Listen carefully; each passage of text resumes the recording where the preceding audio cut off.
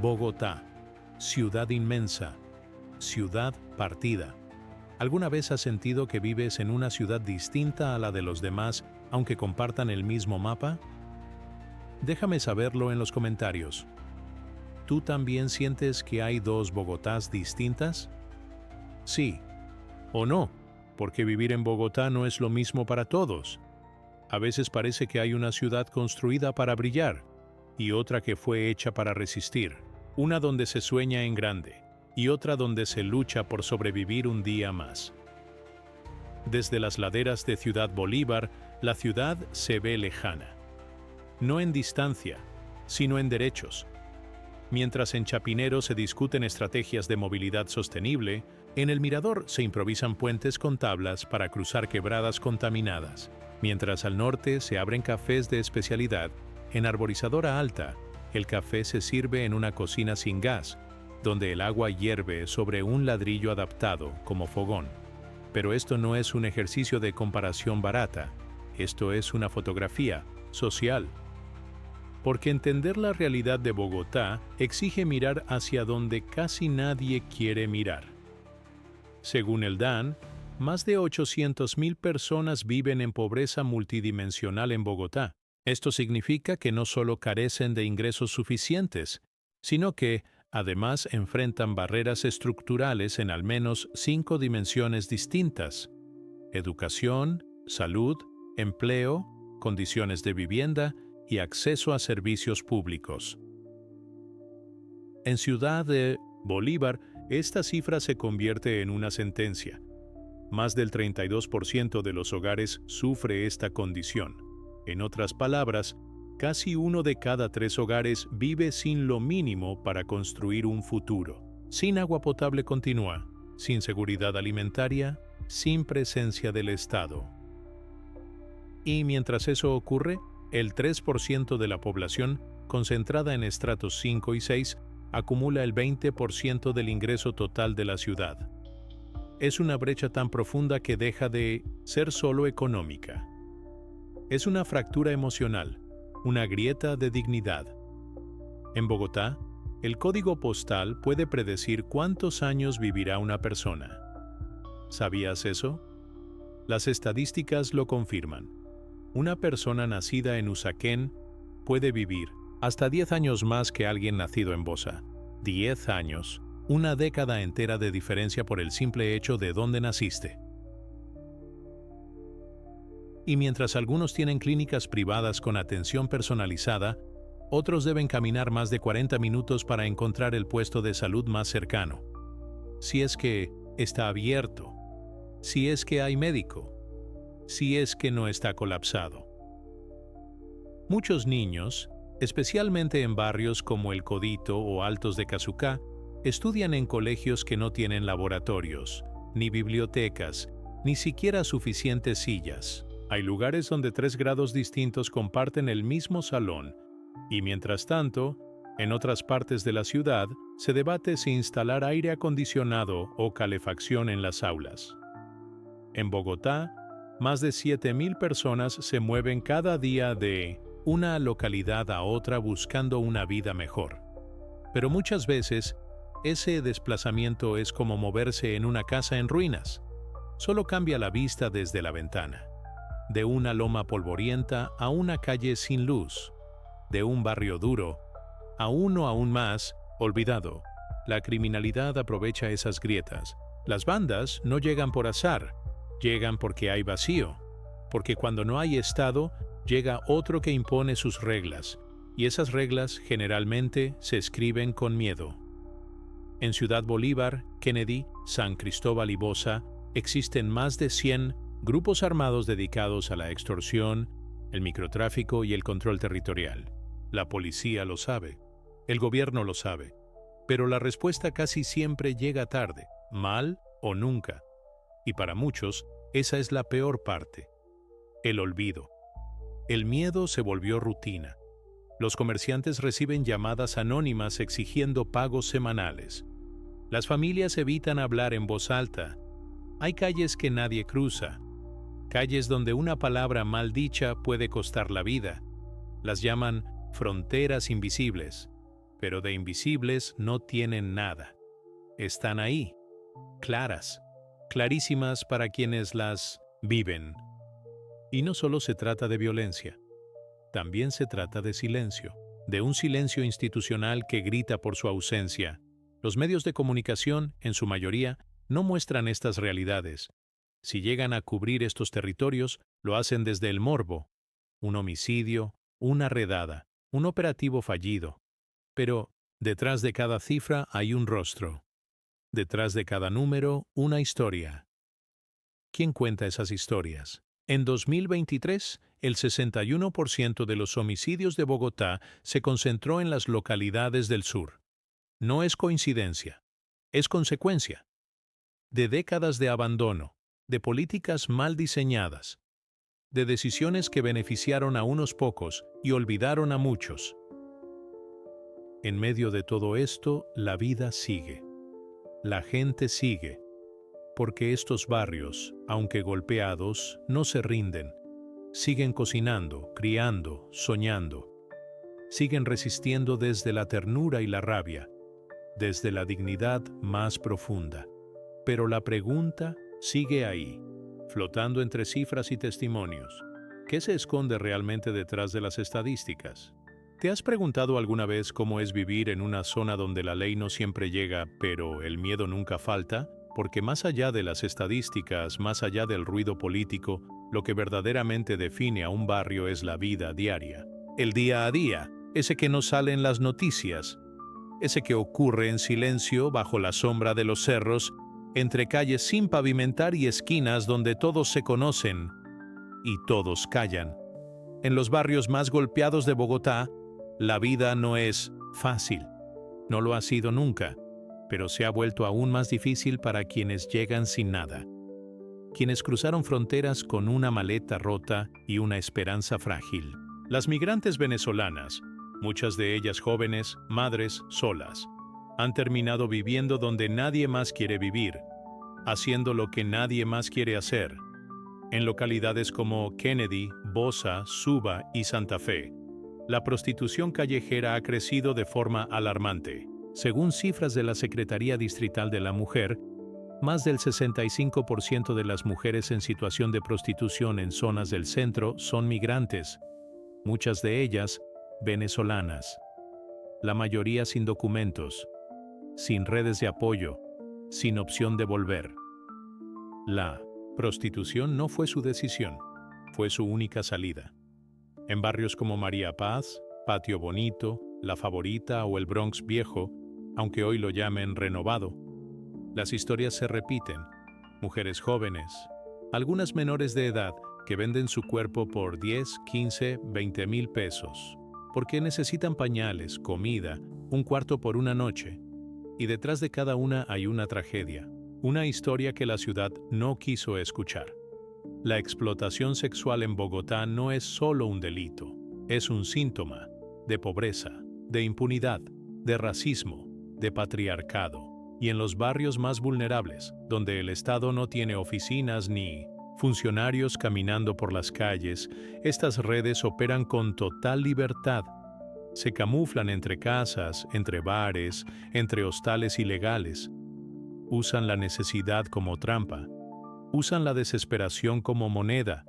Pero incluso fuera de esa realidad extrema, la vida cotidiana es una lucha constante. En Altos de Casucá, en Arborizadora Alta, en el barrio Diana Turbay, los días comienzan antes del amanecer. Hay que salir temprano a buscar el rebusque. Muchos caminan kilómetros para conseguir algo de trabajo por horas. Venden café, limpian vidrios, reciclan, lo que sea. Todo vale. Según el DANE, más del 58% de las personas que habitan en las localidades del sur de Bogotá sobreviven en la informalidad. No tienen seguridad social, no tienen contratos, no tienen garantías, y aún así trabajan, con lo que pueden, como pueden. Las mujeres llevan la carga más pesada. Son madres solteras, muchas veces adolescentes, trabajan, cuidan, sostienen, algunas hacen trenzas en las esquinas, otras venden empanadas, tamales, minutos, y otras simplemente no encuentran nada. Entonces, aceptan lo que venga, lo que aparezca, lo que sea. En estos barrios, el hambre no es una metáfora, es real. La inseguridad alimentaria en niños menores de 5 años supera el 30% en algunas zonas del sur. Hay niños que van al colegio sin haber desayunado, y cuando no hay clase, no comen. Así de literal. Pero incluso en medio de eso, la vida ocurre. Los niños juegan. Las madres limpian y decoran sus casas con orgullo, con flores artificiales, con cuadros de vírgenes, con fotos de sus hijos. Se organizan bingos, novenas, eventos comunitarios. Hay alegría, pero también tensión, porque cada esquina puede esconder una amenaza, y cuando cae la noche, el panorama se vuelve más denso. Las luces escasean. Las rutas de Transmilenio ya no pasan. Las pandillas salen. Los combos controlan. Y para muchas mujeres, caminar solas es jugarse la vida. Algunas desaparecen. Algunas son halladas. Algunas no. Las cifras oficiales son frías. En 2023 se reportaron más de 120 casos de mujeres desaparecidas en barrios periféricos. Muchas nunca fueron buscadas con rigor. Muchas eran migrantes, sin papeles, sin familia en Colombia que pudiera denunciar. Y sin embargo, en medio de todo, sigue existiendo humanidad. Líderes comunitarias que cuidan, acompañan, alertan, mujeres que organizan ollas populares, jóvenes que hacen rap con letras que denuncian, niños que entre el lodo y la basura siguen soñando con una vida distinta, porque a pesar de todo, la vida resiste, y en esa resistencia también hay dignidad. Pero cuando la dignidad tiene que luchar contra el hambre, contra la violencia y contra el olvido, ¿qué posibilidades tiene un niño o una niña de crecer sin heridas invisibles? Nacer en la periferia no es una elección, es una sentencia a crecer entre amenazas que no siempre se ven, pero se sienten desde el primer llanto. ¿Tú qué hacías cuando tenías 10 años? ¿Jugabas con tus amigos? ¿Veías televisión? ¿Soñabas con ser astronauta, chef, futbolista? En Ciudad Bolívar, en Usme, en San Cristóbal, hay niños que a los 10 años ya saben identificar una bala. Ya han corrido cuando suena un disparo. Ya han llorado porque mataron a alguien cerca. Ya han visto un cuerpo en la calle. No estamos hablando de una película. Estamos hablando de la infancia en muchos barrios de Bogotá. En la localidad de Ciudad Bolívar, según cifras de la Secretaría de Seguridad, más de 300 menores han sido víctimas directas o indirectas de violencia armada en los últimos 5 años. En muchos casos, los atacantes eran miembros de bandas locales, conocidos del barrio, gente que se crió con ellos. Y esa es la primera amenaza, la normalización de la violencia. Los niños crecen creyendo que tener un arma es poder, que intimidar es respetar, que callar es sobrevivir. Pero no solo es la violencia directa. Nainin, otra, más silenciosa, la del abandono. En varios barrios del sur de Bogotá, el acceso a la educación es limitado, no solo por falta de cupos, sino por la distancia, la inseguridad y el hambre. Sí, hambre. Según la encuesta multipropósito de Bogotá, en localidades como Bosa o Kennedy, 3 de cada 10 hogares con niños reportaron haber pasado hambre en el último año por falta de dinero. En esos hogares, el programa de alimentación escolar, PAE, no es un complemento, es lo único. Pero, ¿cómo aprende un niño con hambre? ¿Cómo desarrolla su imaginación alguien que vive con miedo? ¿Cómo proyecta su futuro un adolescente que ve que todos a su alrededor fracasan o desaparecen? La juventud en estos barrios vive bajo un doble filo. Por un lado, el vacío. No hay oportunidades, no hay becas, no hay centros culturales, no hay espacios seguros. Y por el otro, la tentación.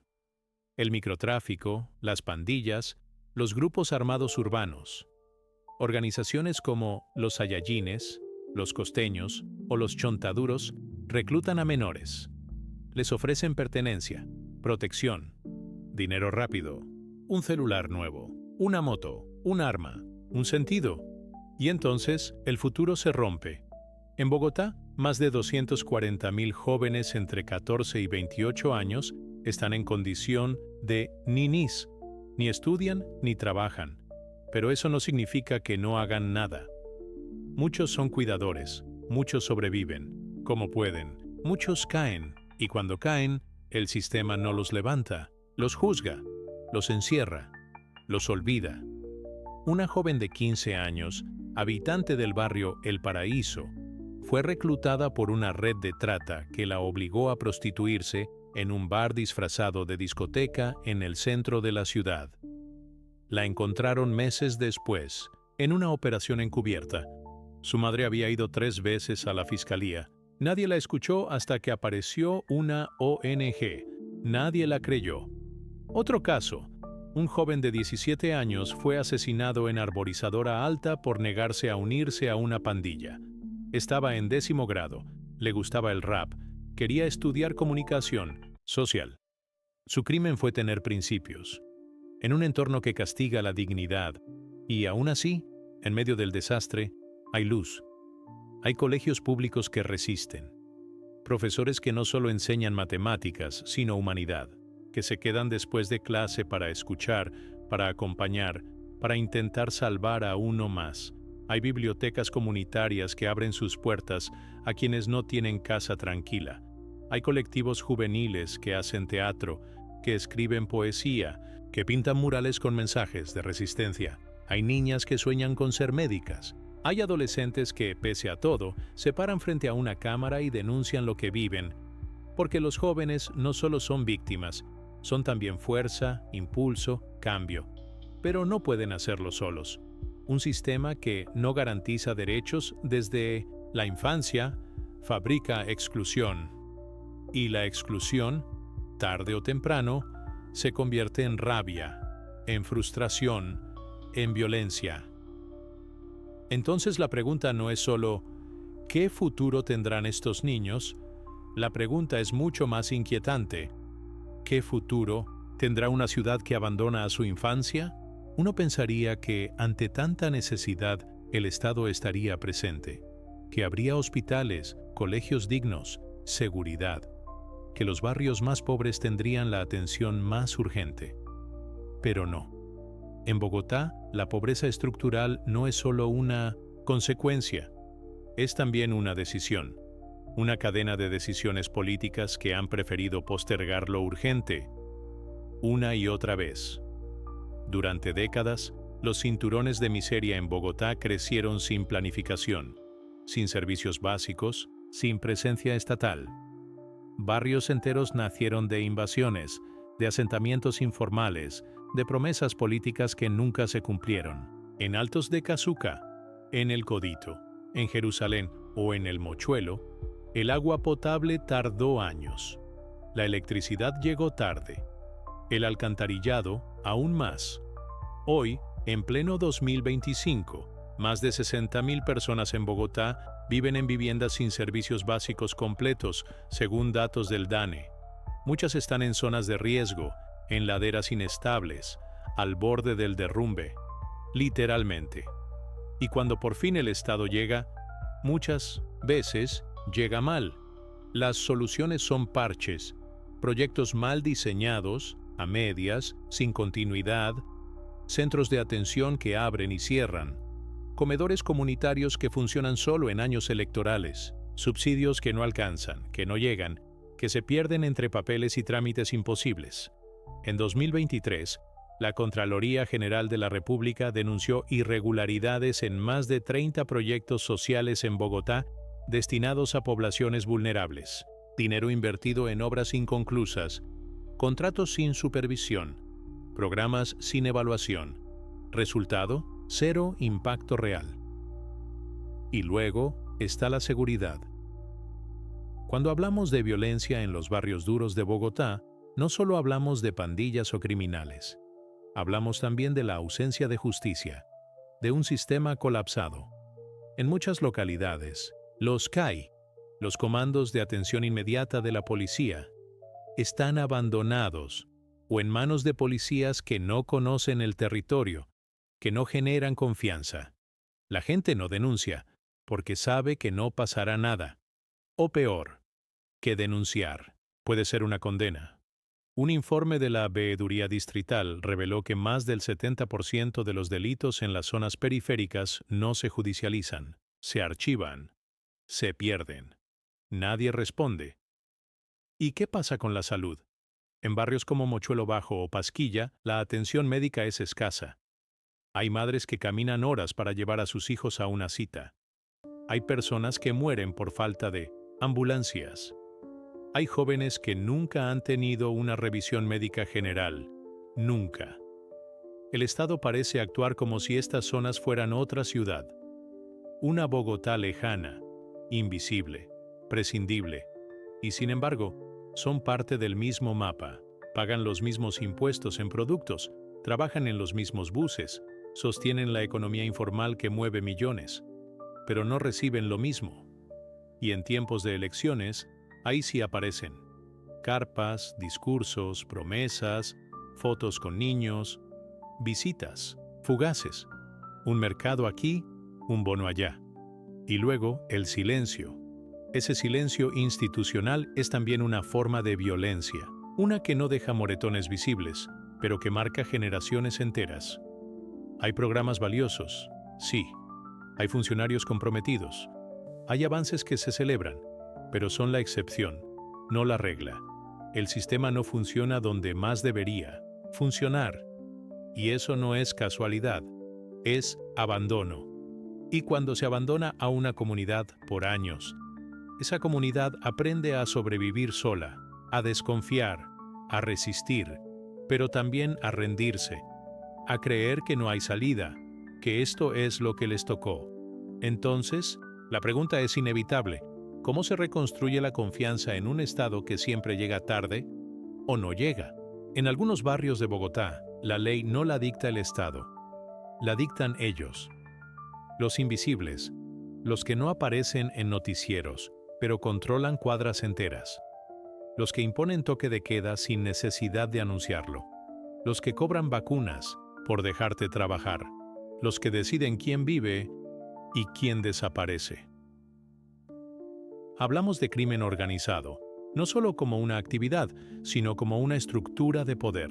Una que ha infiltrado las entrañas de los barrios donde más falta hace la justicia. En sectores de Ciudad Bolívar, Kennedy, Bosa o San Cristóbal, bandas como los Satanás, los Costeños, los Boyacos, los Chontaduros y redes más grandes como el Tren de Aragua han logrado lo impensable, reemplazar al Estado. Ellos garantizan seguridad a cambio de silencio, justicia a cambio de obediencia. Si robas, te cortan la mano. Si hablas, te buscan. Si denuncias, te entierran. En muchos barrios, los comerciantes no pueden abrir sin pagar extorsión. Un tendero de arborizadora alta, por ejemplo, debe entregar entre 50,000 y 100,000 pesos semanales solo para que lo dejen trabajar tranquilo. Lo llama la cuota de la paz. Si se atrasa, lo amenazan. Si insiste en no pagar, le queman el local. Y nadie interviene, porque todos tienen miedo. Porque denunciar es firmar tu sentencia, pero esto va más allá de la microextorsión. El control territorial es también simbólico. Se ocupan calles, se marcan muros, se reclutan niños, se infiltran en los colegios. Los combos criminales han aprendido a camuflarse, a operar sin levantar sospechas. Muchos están conectados con redes más amplias: narcotráfico, trata de personas, explotación sexual, sicariato. El Tren de Aragua, por ejemplo, tiene presencia confirmada en varias localidades de Bogotá. Migraron con la diáspora venezolana, infiltrando redes de trabajo informal, controlando zonas de explotación sexual, tráfico de drogas y extorsión. Según investigaciones de la Fiscalía, controlan rutas de microtráfico desde el sur de Bogotá hasta zonas del centro, incluyendo alrededores de la Caracas, el 20 de julio y el sector de Marley. Su poder es brutal, silencioso y profundamente estructurado. Y no actúan solos. El crimen se adapta, se transforma, se asocia. Hoy, muchas bandas locales son franquicias.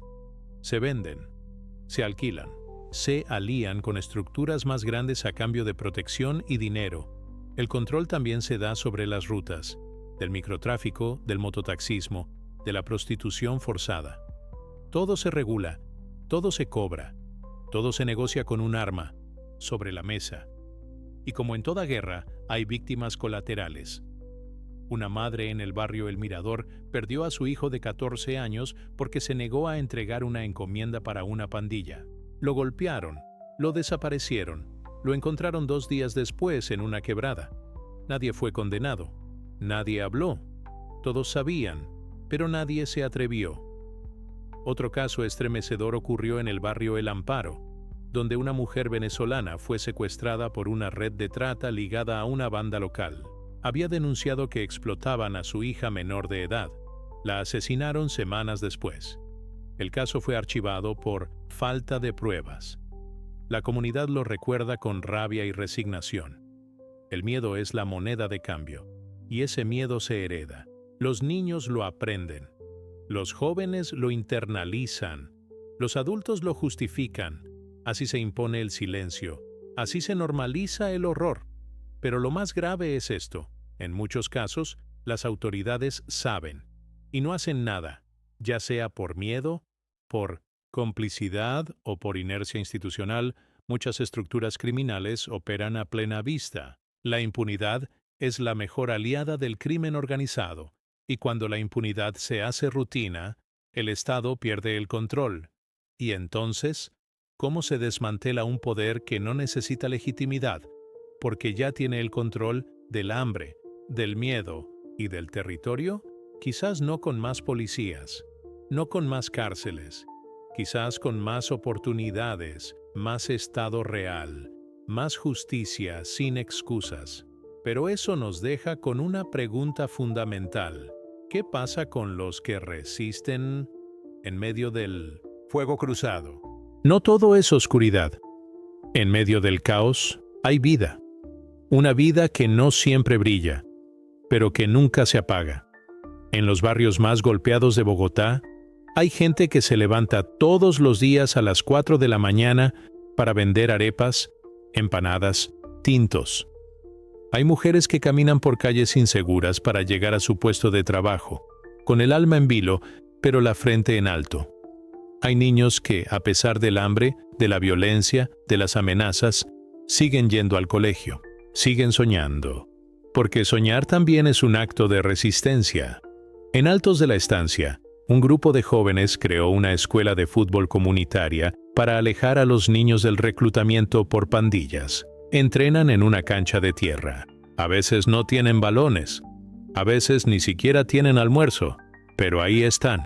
Cada sábado, más de 60 niños llegan con sus zapatos rotos, con sus camisetas desteñidas y con una esperanza intacta. En el barrio Santa Viviana, un colectivo de mujeres organiza ollas comunitarias. Cocinan con lo que la gente dona: arroz, lentejas, verduras. Alimentan a 80 personas por día. No tienen apoyo del Estado. No tienen fondos internacionales. Tienen solo su voluntad. Una de ellas perdió a su hijo por culpa del microtráfico. Hoy cocina como una forma de canalizar el dolor. No quiero que otras madres entierren a sus hijos con el estómago vacío, dice. ¿Es suficiente? No. ¿Es heroico? Sí. También hay artistas, raperos, poetas, muralistas. En Arborizadora Baja, un grupo de adolescentes pinta murales en paredes abandonadas. Frases como: aquí no solo hay muerte, también hay arte. O la dignidad se grafitea, transforman los muros en gritos.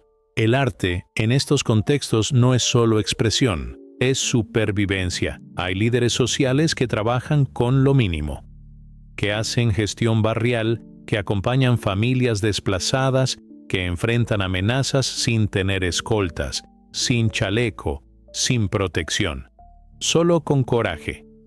Y hay maestras que enseñan, más allá del currículo, que se quedan después de clase para escuchar, que visitan a los estudiantes en sus casas, que entienden que en estos barrios educar no es solo impartir conocimientos, es salvar vidas. No son casos aislados, son cientos, miles, historias que nunca saldrán en televisión, que no ganarán premios, pero que sostienen el tejido de una ciudad que, de otro modo, se habría roto hace tiempo, porque resistir en estos lugares no es un acto romántico, es un ejercicio brutal de voluntad. Una señora en el mirador que vende dulces frente al colegio dice: uno no vive, uno sobrevive. Pero igual hay que sonreír, porque si no, ¿qué le queda a uno? Esa frase lo resume todo. No hay épica, no hay discursos inspiradores, hay trabajo, hay dolor, hay aguante, y aún así, la esperanza no se ha ido del todo. Está en una niña que recita un poema frente a sus vecinos, en un joven que abre una panadería con ayuda de su tía, en una comunidad que, a pesar del miedo, se organiza para limpiar un parque, pintar una cancha, sembrar flores donde antes había basura. Eso también es revolución, eso también es resistencia, porque mientras haya quienes se nieguen a rendirse, habrá futuro. Y entonces surge otra pregunta inevitable. ¿Por qué la dignidad tiene que ser una lucha y no un derecho garantizado? Le dicen vagabunda, ladrona, y sigue de pie, porque no tiene otra opción. ¿Cuántas historias así hay cada día, sin que nadie se detenga a preguntar? Y mientras tanto, la ciudad sigue su curso. Con Nino Reinco, reuniones de presupuesto, con debates sobre ciclorrutas, con brunches de domingo, con campañas electorales que prometen seguridad sin siquiera mencionar justicia social. Una madre en el barrio El Recuerdo dijo una vez: el sur no es parte de Bogotá, es la sombra de Bogotá. Y esa sombra se está haciendo más larga, porque el problema no es solo la pobreza, es la desigualdad. Esa distancia brutal entre el que todo lo tiene y el que no tiene ni siquiera voz. Bogotá es una ciudad donde los pobres no solo cargan con el hambre, sino con la culpa, con la mirada de sospecha, con la estigmatización constante. La violencia se reduce a un número, un titular, una nota de 20 segundos, y luego el olvido hasta que vuelva a pasar. Y así, cada semana, cada mes, cada año, un ciclo sin memoria. Y el resto de la ciudad sigue saliendo a trotar, sigue yendo al centro comercial, sigue cerrando las ventanas cuando pasa el miedo. Pero hay algo que no podemos seguir ignorando. La violencia que no se mira, crece. La desigualdad que no se nombra, se profundiza.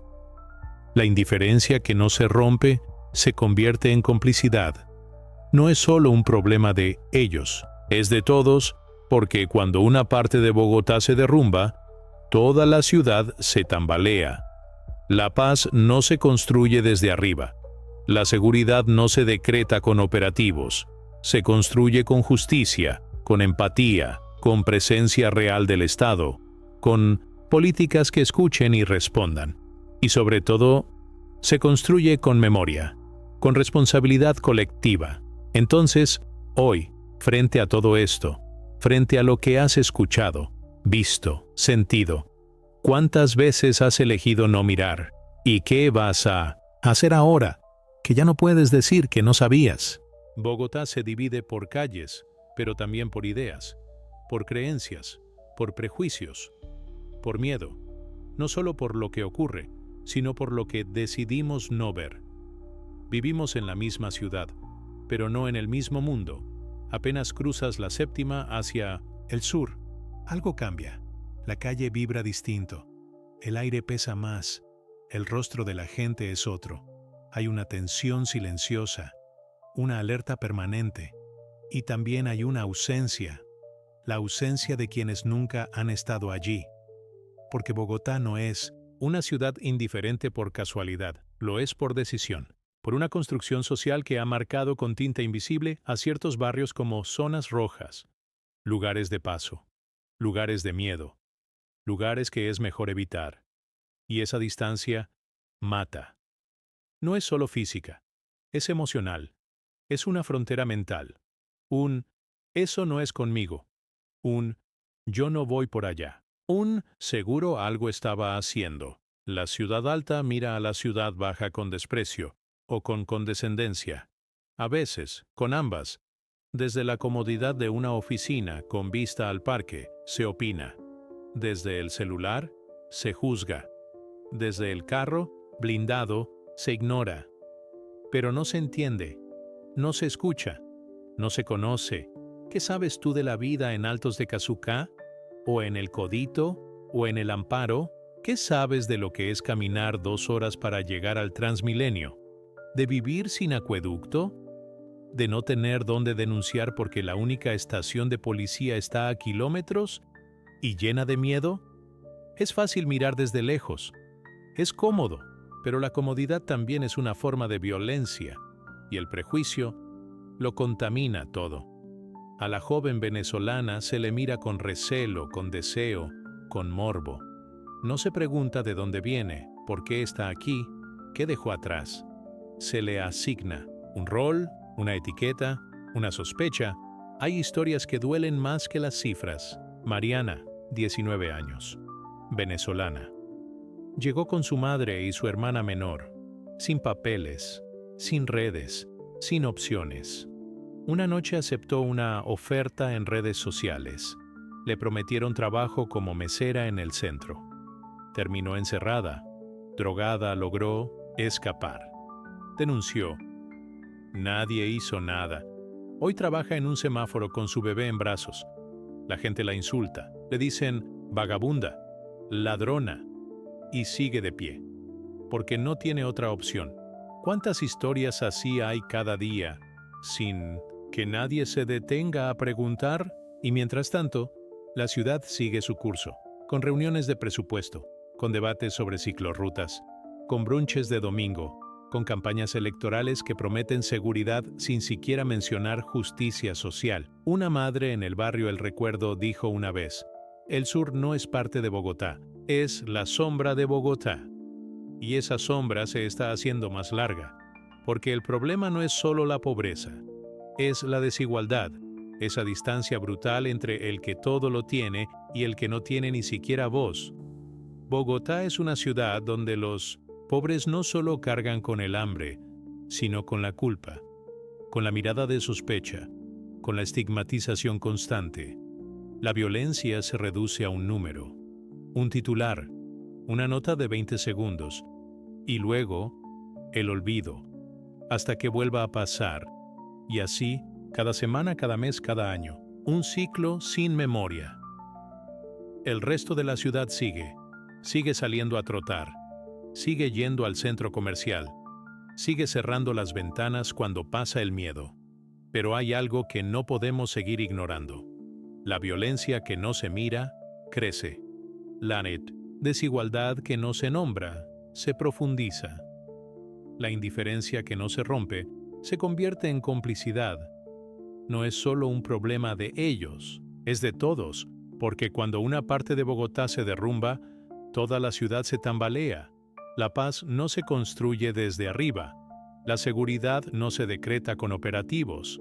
Se construye con justicia, con empatía, con presencia real del Estado, con políticas que escuchen y respondan. Y sobre todo, se construye con memoria, con responsabilidad colectiva. Entonces, hoy, frente a todo esto, frente a lo que has escuchado, visto, sentido, ¿cuántas veces has elegido no mirar? ¿Y qué vas a hacer ahora que ya no puedes decir que no sabías? Ya lo viste, ya lo escuchaste, ya no puedes mirar hacia otro lado. Los barrios más duros de Bogotá no son una excepción, no son el margen. Son el reflejo más crudo de un país que aún no ha sabido cuidar a su gente. Porque esta no es solo una historia de violencia, es una historia de abandono, una historia de sobrevivencia, una historia escrita en las esquinas que nadie recorre, en los nombres que no aparecen en los medios, en los cuerpos que han sido olvidados. Y ante esa realidad, ¿qué hacemos? ¿Qué hace el Estado? ¿Qué hacen los gobiernos locales? ¿Qué hace la policía, la fiscalía, las instituciones educativas? ¿Qué hacemos nosotros? Decir que no hay solución es una excusa, una forma cómoda de perpetuar lo injusto. Porque sí hay salidas. No son fáciles, no son rápidas, pero existen. Primero, inversión real en educación pública de calidad. No basta con construir colegios. Se necesitan profesores capacitados, programas que respondan a la realidad de los barrios, apoyo psicosocial. Un niño que estudia y se siente acompañado es un niño que no cae en las redes de la violencia. Segundo, empleo digno y accesible. En muchos barrios, el rebusque es la única forma de vida. Pero si hay oportunidades reales, con acceso a formación técnica, emprendimientos sostenidos, apoyo económico, las armas dejan de ser opción. Tercero, atención integral a mujeres, inmigrantes. No podemos seguir permitiendo que las mujeres venezolanas sean tratadas como mercancía. Necesitan albergues, rutas de protección, acompañamiento legal y psicológico, y lo necesitan ya. Cuarto, presencia del Estado en el territorio. Y no solo con policía, con centros de salud, cultura, deporte, justicia, con servidores públicos que no solo pasen por campaña, sino que se queden a construir tejido social. Y, quizás lo más importante, escuchar a las comunidades, dejar de hablar por ellos y empezar a hablar con ellos. Escuchar a la madre cabeza de hogar que organiza ollas comunitarias, al líder juvenil que hace teatro en medio de la violencia, al profesor que da clases en su propia casa porque no hay cupo en la escuela. La transformación empieza por reconocer que la gente de estos barrios no necesita caridad. Necesita justicia, dignidad, oportunidades. Y tú, que estás viendo esto, también puedes hacer algo. No tienes que ser político, no tienes que ser millonario, no tienes que tener una fundación. Puedes comenzar por lo más simple, no ser indiferente. Compartir estas historias, romper los estigmas cuando los oigas, apoyar causas sociales, escuchar, aprender, cuestionarte, preguntar más y juzgar menos. La ciudad no va a cambiar si seguimos creyendo que el problema está allá. Bogotá es una sola, y si no la unimos, desde la empatía, la injusticia nos va a tragar por igual. Este video no es el final, es solo un espejo. Lo que hagas después de verlo, eso sí depende de ti. ¿Y tú de qué lado de la historia quieres estar? Gracias por quedarte hasta el final. Gracias por mirar sin parpadear lo que muchos prefieren no ver. Por escuchar las voces que a menudo se ahogan en el ruido de la indiferencia. Si este recorrido por los barrios más duros de Bogotá te removió algo por dentro, si alguna historia tocó una fibra en ti, entonces no te vayas sin dejar tu huella. Suscríbete a este canal, Voces del Mundo. Dale like a este video. Compártelo con alguien, con muchos, porque lo que no se muestra no existe y lo que no se comparte se olvida. Aquí, en Voces del Mundo, creemos que cada historia merece ser contada, que la dignidad no depende del código postal y que cuando nos atrevemos a mirar de frente también nos acercamos un poco más a cambiar la realidad. Nos reencontramos en el próximo episodio, donde seguiremos dando voz a los que no suelen tenerla. Y que Dios te bendiga, con fuerza, con empatía, con conciencia. Gracias de corazón.